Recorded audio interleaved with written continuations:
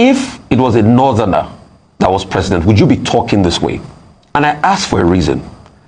I did talk this way when President Buhari was there. No. Rufai, no, I have facts.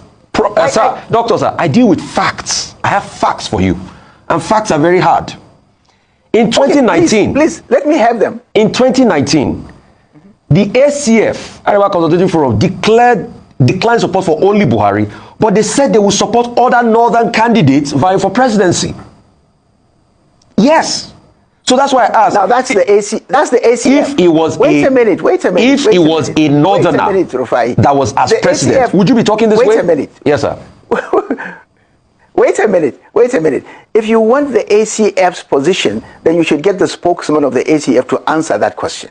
I, as Usman Bugaji, has not made that statement, and I don't believe, and I've made it very clear, that while inclusion is important, I do not insist that a president must come from a particular part of the country, beyond the fact that we should make sure that we prioritize competence, we prioritize character, we prioritize the courage to do that. I think so. I asked you the first question, sir. I asked you the first question.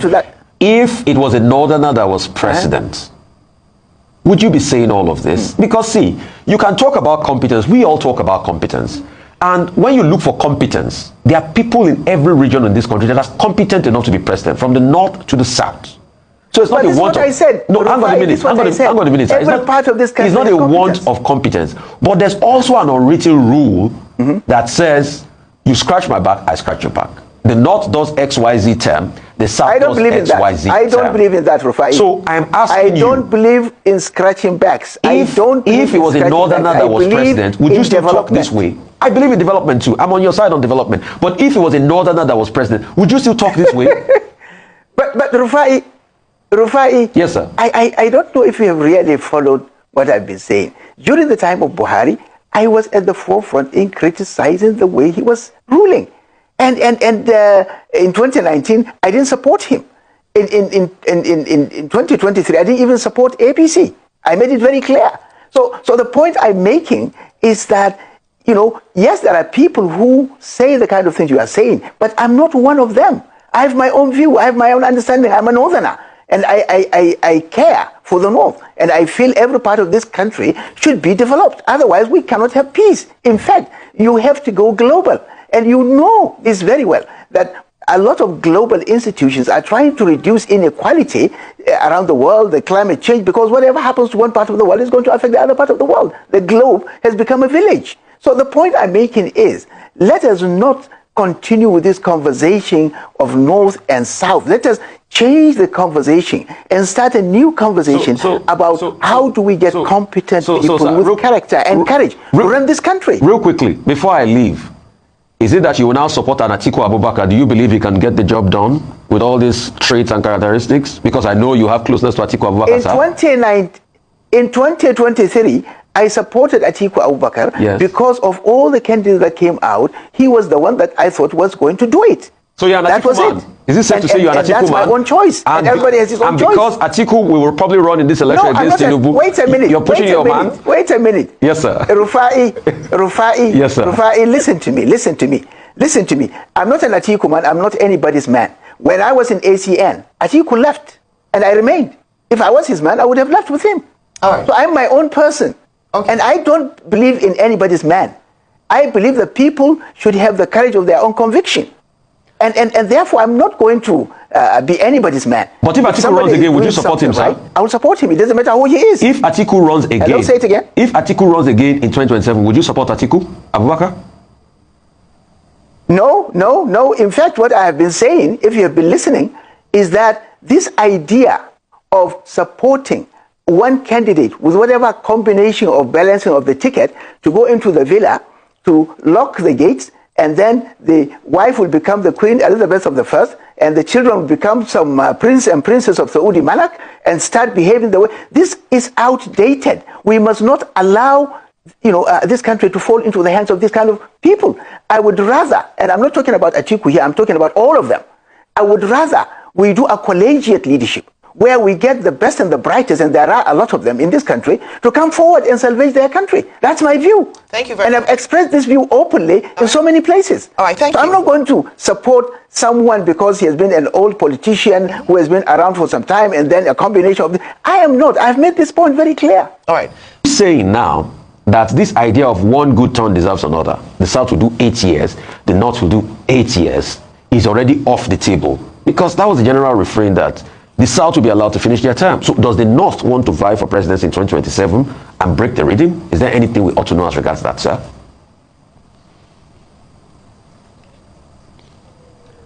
Well, Rufai, I think this is a very familiar conversation in the last 25 years. But I think so much has changed that that kind of conversation is actually outdated. Yes, politics is about popular participation. Yes, inclusion is very important. Yes, people need to make sense or have good reasons to be able to participate. But I think what has happened in the last 25 years is the fact that we have tried these kind of models of North and South and this and that, and the country is only going down the drain. So I think it is time to start a new conversation, to start rethinking how can we have democracy with development. We're having democracy with all these things of North and South and East and West and whatever you have, and the country is not developing. If anything, it's actually de-developing. It is going down the drain. All the indices of development are, taking a nosedive. So I would rather say, while yes, it's important that we recognize and every part of this country and become inclusive, but I think we would be losing out on the challenges that are facing us if we continue with all the problems we have to start talking about North and South. I would rather be part of a new conversation that's, start thinking about what team do we require that can fix this country that is about to break down, that is about to be run aground by reckless and irresponsible politicians who have held power in the last 25 years. And they are not ashamed of the fact that they have not performed well. And they are still talking about, ambitions. Everybody has an ambition to be this, ambition to be that. People are talking about their turn and their turn. And what have you done with those turns? You are destroying this country. We can't continue with these kind of conversations. Yes, like I said, we have to recognize everybody. We have to include everybody. We have to consult. But this should not deteriorate to a level where we start looking at turn by turn kind of presidency, or we start looking at this, or become fixated with this formula of North and South. And some people say, oh, this tribe has not had its chance, so they have to have their chance. Okay, those tribes who have had their chance, what have they done? So is it a tribal matter in the 21st century? Right. Please. All right, thank you so much, Dr. Maguji. But my immediate question to you is, why now?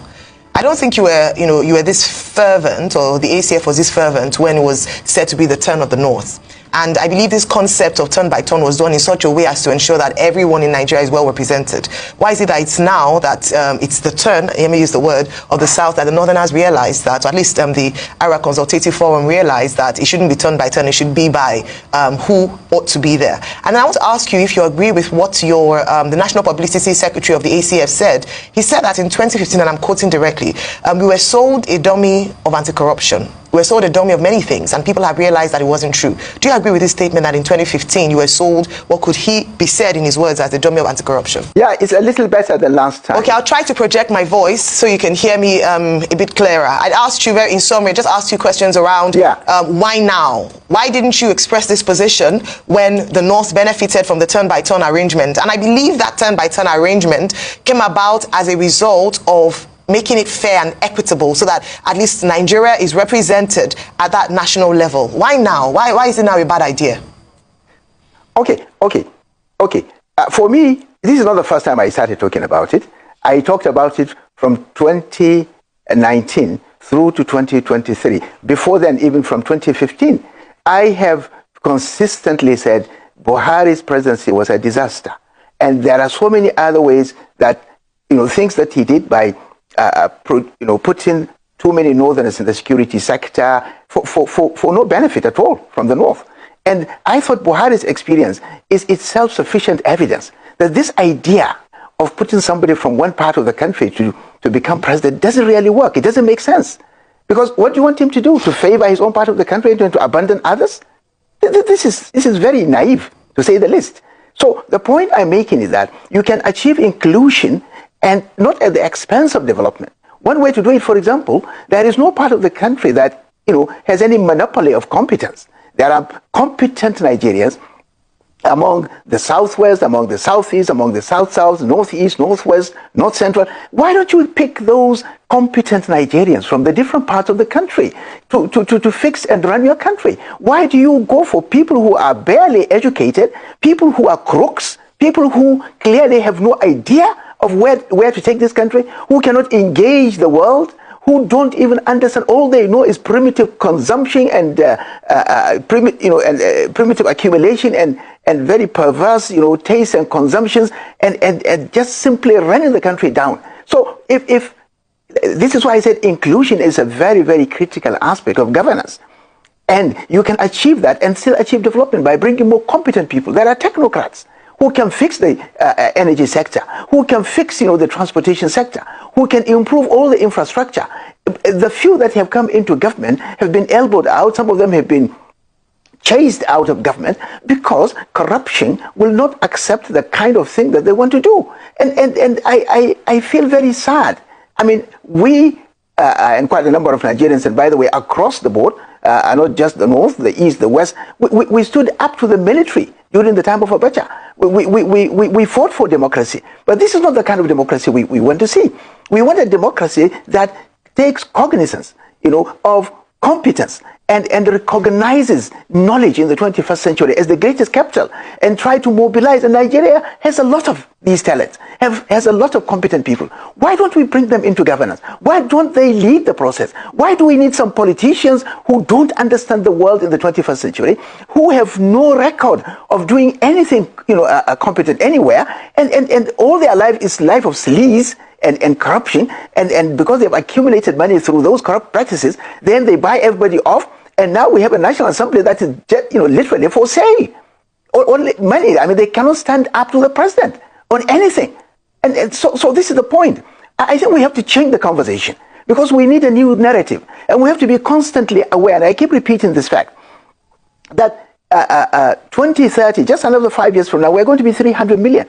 Already today, we have more than 33 million people on the verge of starvation. These are United Nations bodies that are quoting these figures. We have a deficit in grains alone for last year, more than 30 million metric tons. Now this one, P-Square, in those days, P-Square say, do me, I do you, God not the verse. If you do me, I do you, God not the verse. Now, do me, I do you, God not the verse, man the verse. Buhari don't do you, he don't go. Heaven will not come down. Now, Tinubu they do you, heaven won't come down. Igbo man never even do you. Buhari did there. Buhari do 8 years, 8 solid good years. You set this country backwards, 60 years backwards. Now, it was alright too. He did first year, the country was not good. He did first year, he was still able to get away with the second term. He did second term problem. Now, Tinubu is just doing you 2 years. And the damage has already been done and is still going on. So, when I don't do now, Tinubu will do you 4 years. Then, two of Unana don't fail this country. These two regions don't fail this country woefully, especially the north. Now, don't fail this country woefully, no doubt. Yoruba man that they do their own. Yoruba man will do you. If he like, he will set this country backwards 100 years. Then, we will contra Igbo man. Moku see Igbo man, if you like, take the country backward for 100 years or 200 years, no issue, because not be used that time. Which I even think Igbo man, for example, Igbo man not go even fail reach the north. Igbo man not go fail reach this the Yoruba where they rule us now. You know understand? So even if you give Igbo man president today, they failed, they not commit any crime because the northerners don't fail many times. The Yoruba now that they fail, they go. So if you give Igbo man to fail. Law, no crime, they never commit any crime. If they don't do their own, everybody don't, all the region don't fail. That time, since we don't want to divide this country, make everybody go. That time, all the regions will come sit down, come talk about it, say no. This country will not continue like this. Since they don't want competent people, they don't want people who actually have what it takes to move this country forward. They prefer to give it to illiterates. They prefer to give it to those who does not even have the qualification, does not have the qualifications, the certificate, who forge certificate to get through. So they said they are the one who is able, because they say they are strategic. They are strategic when it comes to planning. They are master planner. Now they are failing. They go despite their planning. They are master strategic. They are failing.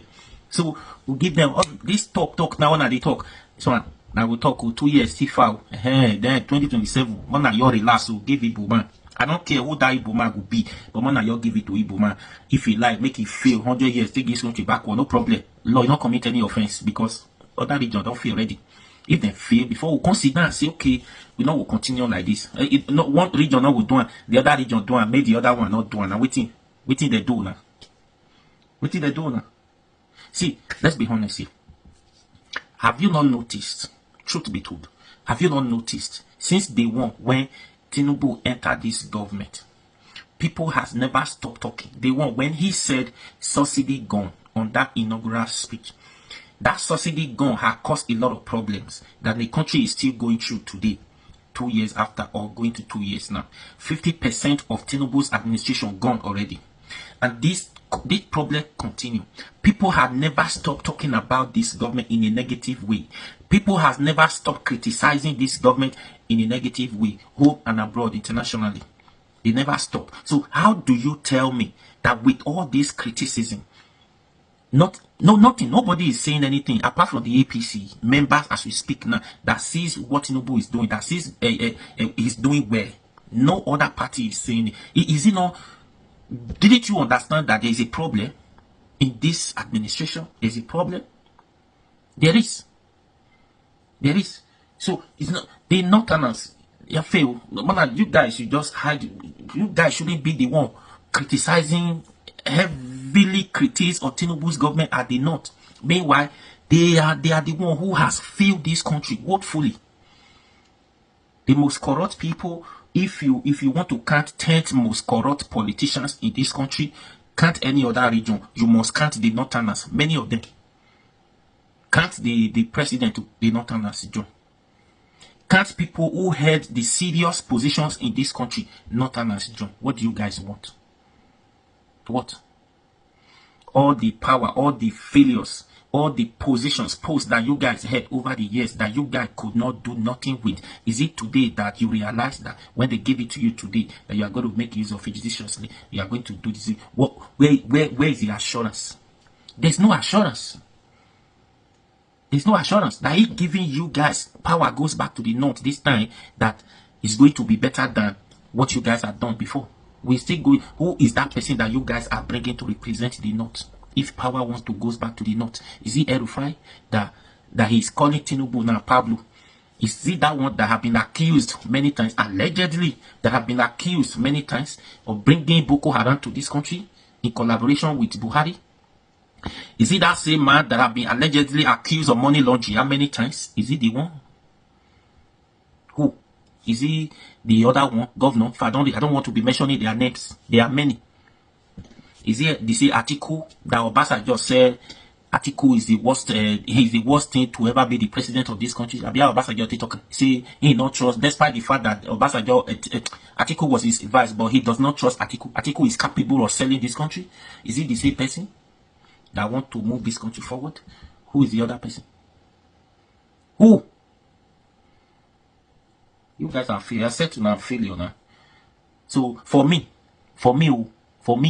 instead made this power goes back to the North again by 2027, whether they do everything or not. 2027, 2033, 2027, 2032. Instead make power even for me. If I have the power, everything to do it, the Northerners not go smell that position. They not go smell it. I tell you, they not go smell it if I have the power. Because there's no assurance that they are going to do well with the power. Their citizens already crying. They don't even want it, that they are the problem of this country. If you cannot look after your children, who is going to look after your children? If you fail looking after your children, who is going to look after your children for you? Nobody. So the Northerners have the opportunity to be the father of their children as the leader of the country, to better the lives of their citizens, to give them a better life, but they failed. So you are blaming another person of your failure. One better just be evil.